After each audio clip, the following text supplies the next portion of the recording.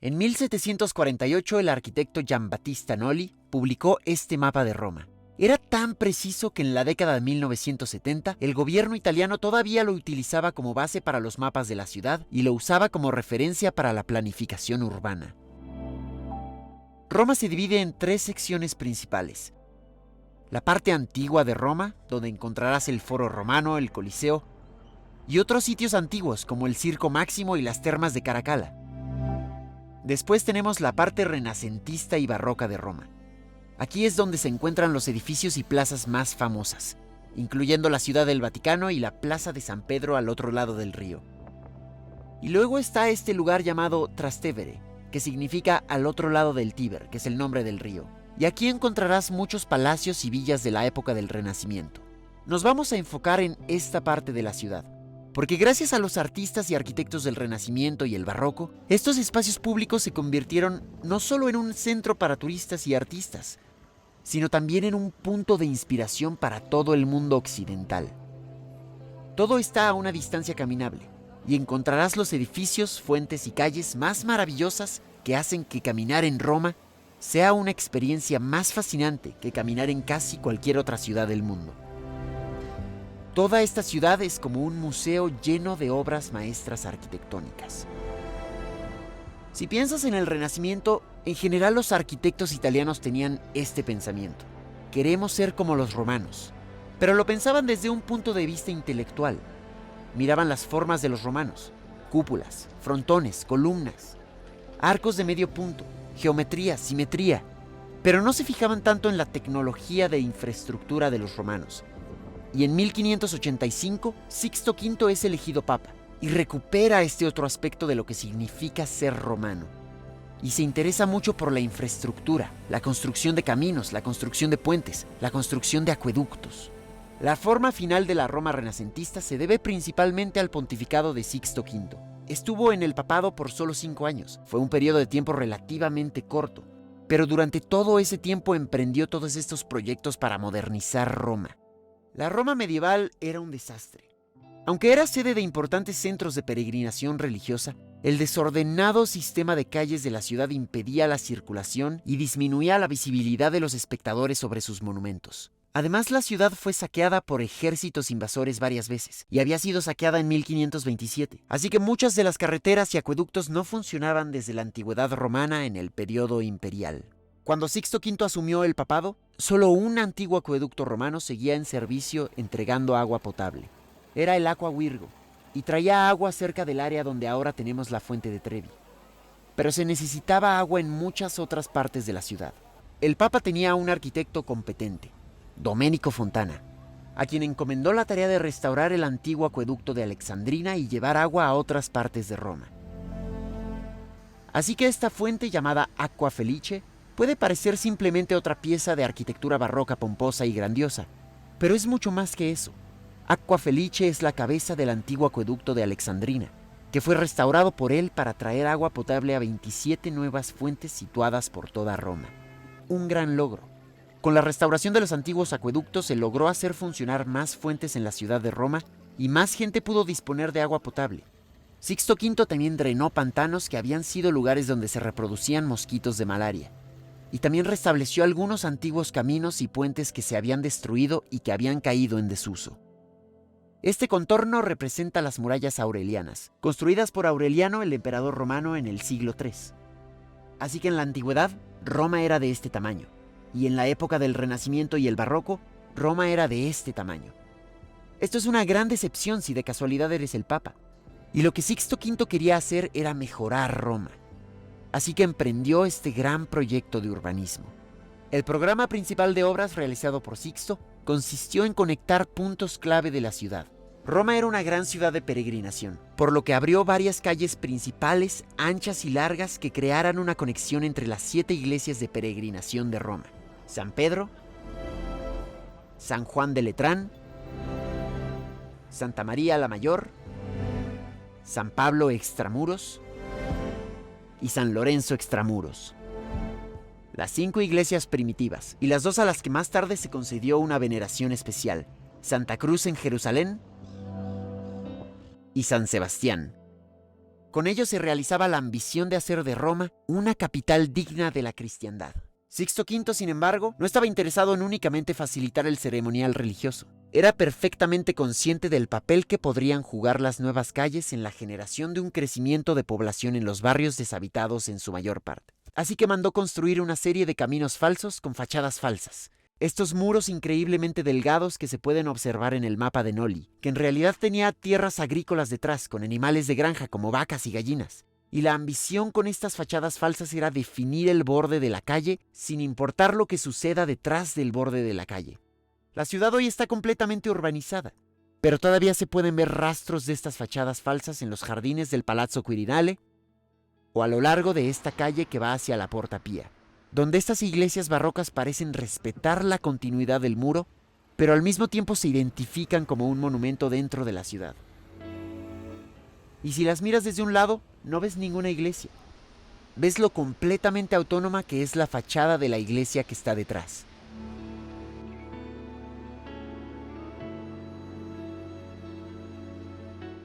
Este diagrama de Roma deja fuera tantas cosas que te muestra cuál es la idea principal. Tenemos las puertas principales de la ciudad, la Piazza del Popolo y la Porta Pia, estableciendo estos ejes principales. Porta Pia va directamente al Palazzo Quirinale, que era el palacio de verano del Papa, y luego tenemos el Tridente, estos tres caminos que salen de la Piazza del Popolo. El primero debía haber conectado directamente la aislada iglesia de Santa Cruz en Jerusalén con la Piazza del Popolo, situada a unos 4 kilómetros de distancia pasando por Santa María la Mayor. Pero el arquitecto se vio obligado a terminar la calle frente a la iglesia de Santa Trinità dei Monti, debido a las empinadas laderas de la colina.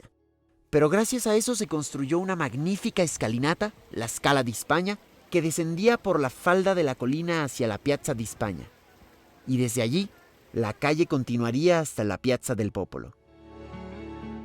Consciente de su propio tiempo limitado, Sixto V ideó un método único para asegurar que sus sucesores se vieran obligados a continuar implementando su programa de conectar los puntos principales de Roma.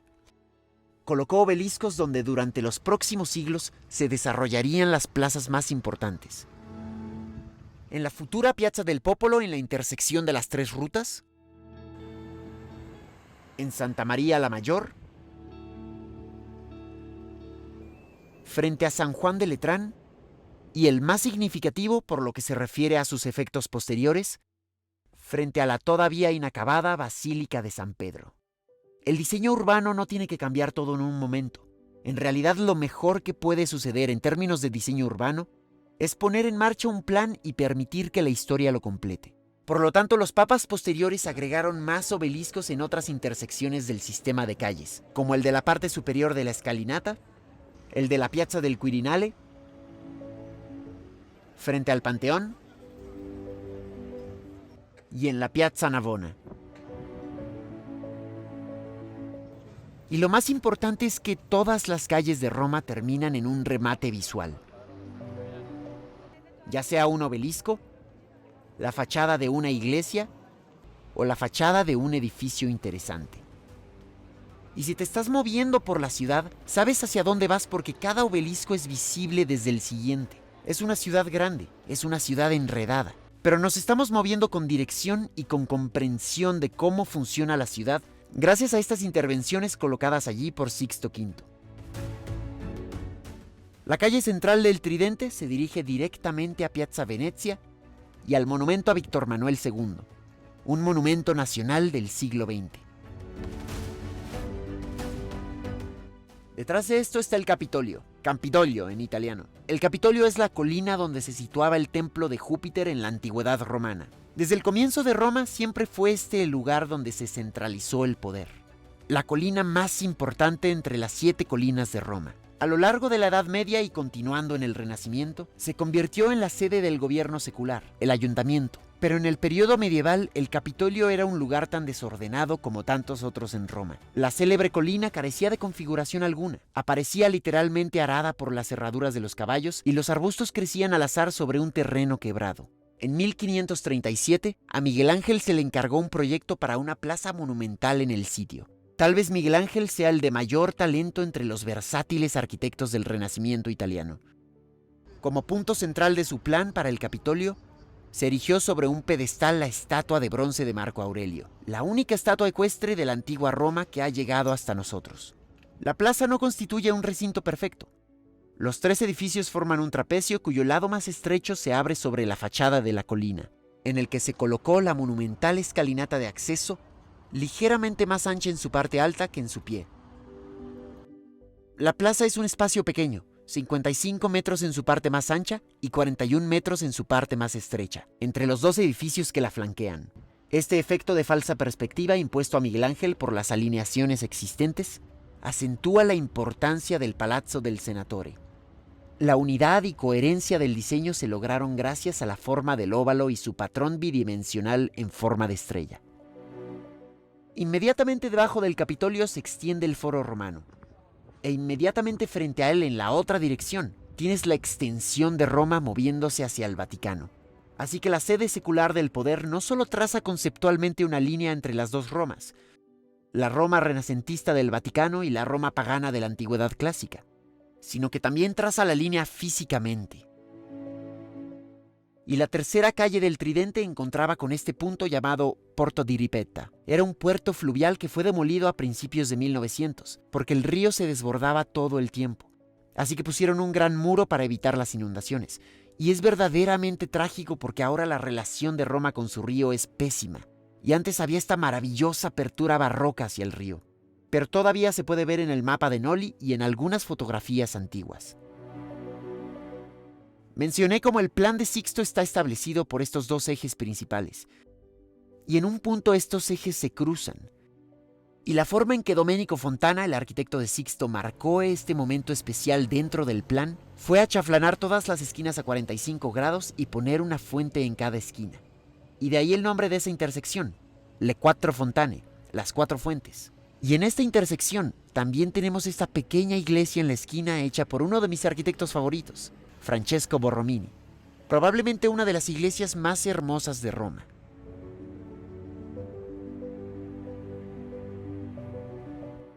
Aquí puedes ver un mapeo de todos los obeliscos y todas las calles que Sixto puso para conectar los sitios importantes de Roma. Si vemos la forma en que se unen, estas iglesias paleocristianas forman una cruz que se interseca en el Coliseo, por lo que el mismo Coliseo se convierte en un punto de interés. Y había un proyecto para poner una iglesia dentro del Coliseo. Y eso se vuelve interesante porque aunque nunca se construyó, la idea de un patio ovalado, ya sugerida aquí por la apropiación del Coliseo, es algo sobre lo que otras personas comienzan a operar. Bernini pone un gran patio ovalado en el Vaticano con un obelisco en el centro, y Valadier pone un enorme patio ovalado en la Piazza del Popolo con un obelisco en el centro. Piazza del Popolo fue la puerta principal de entrada a la ciudad, incluso desde la época romana. Y puedes ver que aquí 2 iglesias gemelas con cúpulas se construyeron en los ángulos formados por las 3 calles. Y esta plaza trapezoidal que existió en la época de Sixto con el obelisco en el centro, se reconstruyó mucho más tarde en el espacio ovalado que tenemos hoy. Nuevamente, las generaciones posteriores desarrollan los lineamientos del plan inicial. La escalinata de la Piazza di Spagna también se construyó más tarde, entre 1721 y 1725. Y es el único ejemplo en la historia del urbanismo donde una escalera no simplemente conduce a una plaza frente a una estructura monumental que es la iglesia, sino donde las propias escaleras se convierten en el centro visual y espacial. Antes de que se construyeran, debías de subir estas escaleras más pequeñas en la parte trasera. Pero lo que sucede aquí en la Plaza de España es un ejemplo de esta teatralidad de la época barroca, o la tendencia de la ciudad a ser vista como un escenario. Tienes una serie de terrazas extendidas que se vuelven escenarios, y el ritmo es extraño porque se estira y se comprime una y otra vez. Y constantemente experimentas cosas diferentes. Se trata de momentos como estos, que redirigen tu vista a otras partes de la ciudad y avanzas en esta pendiente muy poco profunda, de modo que aprecias la materialidad de la piedra y los aspectos cambiantes de esta ciudad topográficamente compleja. Y también cuando llegas a la cima ves Roma de una manera diferente. No ves las bases de las iglesias, ves las cúpulas de las iglesias, y la ciudad se vuelve casi como un valle de pabellones ideales, solo las cúpulas flotando por encima. Se llama la Plaza de España porque la embajada española está ubicada en la base de las escaleras. Las casas, palacios e iglesias de la Piazza Navona se adaptan exactamente al trazado del circo romano construido por el emperador Domiciano en el siglo I después de Cristo. En efecto, las ruinas bien conservadas, correspondientes a los antiguos graderíos y corredores, están contenidas en los cimientos de la plaza. Puedes ver que el plano de la plaza tiene la misma forma que el plano de un circo romano. La organización espacial definitiva de la plaza fue realizada por Bernini en el siglo XVII. La forma alargada y estrecha del espacio implicaba que todas las vistas debían ser diseñadas como perspectivas oblicuas. La plaza contiene 3 fuentes exquisitamente modeladas, cuyas aguas cayendo en cascada se ven realzadas por las casas circundantes y las 2 iglesias de Santiago de los Españoles y Santa Inés.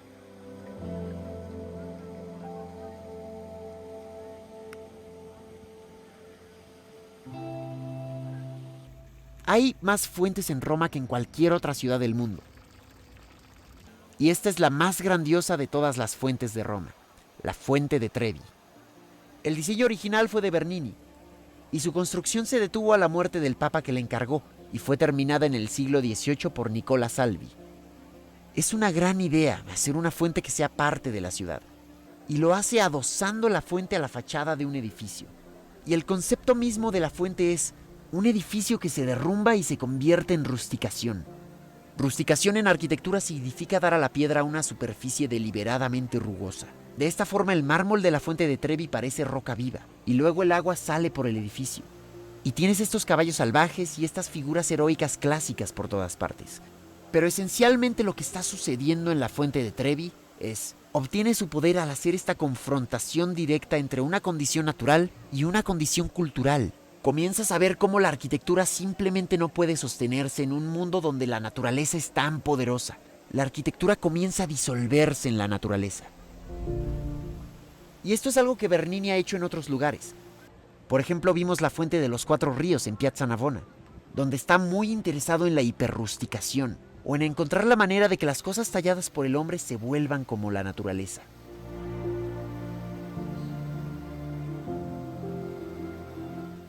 La Gran Basílica de San Pedro se construyó entre 1506 y 1626, pero carecía de un patio delantero de entrada apropiado hasta 1655, cuando Bernini llevó a cabo las 2 partes principales de un complejo constituido por 3 plazas encadenadas.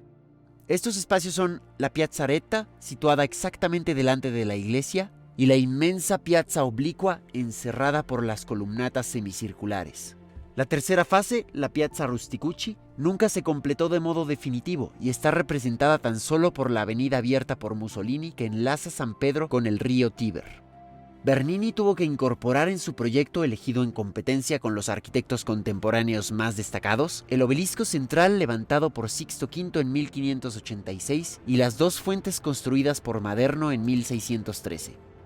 La escala tanto de la iglesia como de los espacios adyacentes es enorme. La Piazza Aretta tiene 125 metros de anchura frente a la fachada oriental de la iglesia, estrechándose hasta los 91 metros que tienen su lado colindante con la Piazza Oblicua por 98 metros de fondo. La Piazza Oblicua, por su parte, no es una verdadera elipse, sino que consiste en 2 semicírculos de un radio aproximado de 79 metros y un rectángulo en medio resultando de una anchura total de 198 metros.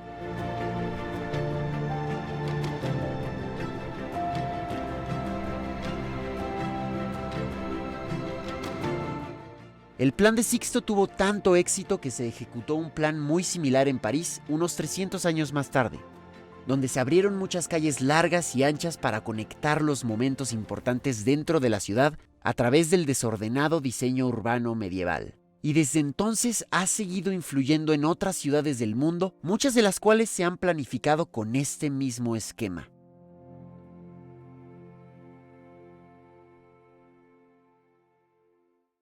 Puedes encontrar mucho más de Roma en mi canal, así es que ve a visitarlo y suscríbete si te gusta.